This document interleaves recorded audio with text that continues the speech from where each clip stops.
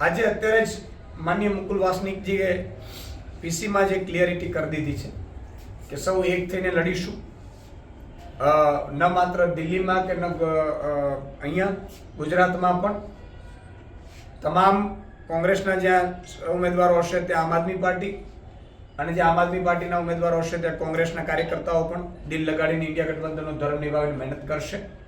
જરૂરી છે, કારણ કે દરેક વખતે એવું કહેવામાં આવતું હતું કે આમ આદમી પાર્ટી ત્રીજા પક્ષ એટલે વોટ છે એ ડિવાઈડ થાય છે.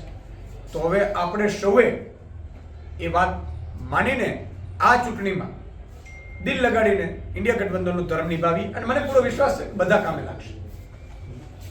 મજબૂત કરી રહ્યા છો, કારણ કે અડધા મત છે કોંગ્રેસ કરતા ભરૂચ બેઠક ઉપર. નહીં, ભરૂચ સીટ ઉપર માનનીય ચેતરભાઈ ખૂબ લોકપ્રિય નેતા છે. ચેતરભાઈની ડિમાન્ડ ખૂબ આવી રહી છે અને એ જે તમે રિઝલ્ટ બતાવો છો એ માત્ર ને માત્ર જો વિધાનસભાના પરિણામોનો સમીકરણો અલગ હોય, લોકસભાના ચૂંટણીના સમીકરણો અલગ હોય.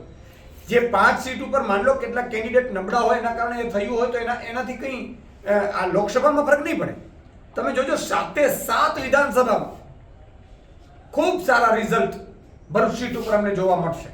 એટલે એવું નથી, બીજી તબક્કે એનાલિસિસ ખૂબ થયું, કારણ કે છેલ્લા 1.5 મહિનાથી આ કસરત ચાલતી હતી અને એના પાછળના છોડવાના મેળવવાના જ્ઞાતિ સમીકરણોના ખૂબ બધા સમીકરણો એડ કર્યા છે અને અમને પૂરો વિશ્વાસ છે કે આ બંને ઉમેદવારો છે બીજા કોંગ્રેસના જે રીતે ઇન્ડિયા ગઠબંધન ખૂબ સુંદર રીતે મેચ્યોરિટીથી આગળ વધ્યું છે અને આપણે જોયું છે સુખદ પરિણામ આવ્યું છે અને ખૂબ સારી લીડથી ઉમેદવારો ઇન્ડિયા ગઠબંધનના ગુજરાતમાં જીતશે. ઈશુદાન, તમે પોતે એવું કહો છો કે દાહોદ તમારા મત કોંગ્રેસ કરતા વધારે હતા, તો ત્યાં તમારી પાસે ઉમેદવાર પણ હતા, તો છતાં ભરૂચ અને ભાવનગર જ કેમ?